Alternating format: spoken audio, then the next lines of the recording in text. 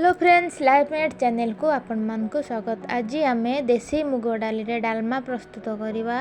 से मुझे किसी परिवा को काटी रखी एवं मुग डाली को मु आगरू धोई नहीं थी। मुग डाली गुड़िक मुझे प्रेसर रे देदेली एवं समस्त परिवा को परिवार मु कखारू बैगण एवं अमृतभंडा गाजर टमाटो आलू छुई नहीं। आपण माने आपण पसंद अनुजाई परिवा नहीं पारे।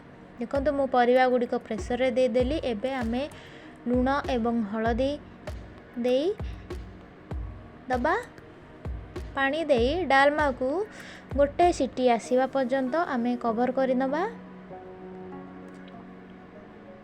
देखो मुझे प्रेसर को कवर कर नहीं। एबे गोटे सीटी आसीबा पर्यंत आमे डालमा को सिझापी छाड़ीदबा।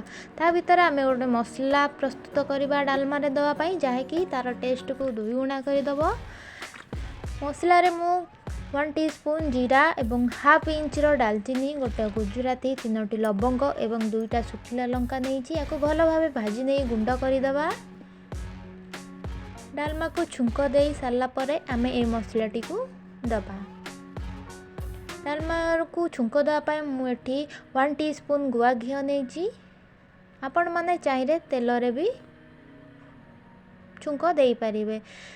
घी भल भाव गरम हो सारा पर मुझे 1 टीस्पून जीरा एवं गोटे सुखिला लंका को भल भाव भाजियापाई छाड़ी देछि। देखो जीरा भल भाव फुटी सारानी। एबे आमे डालमा को देदबा। आगरू मसला को मु गुंड करी रखी थी। एबे मसलाटी को आमे डालमा रे देदबा।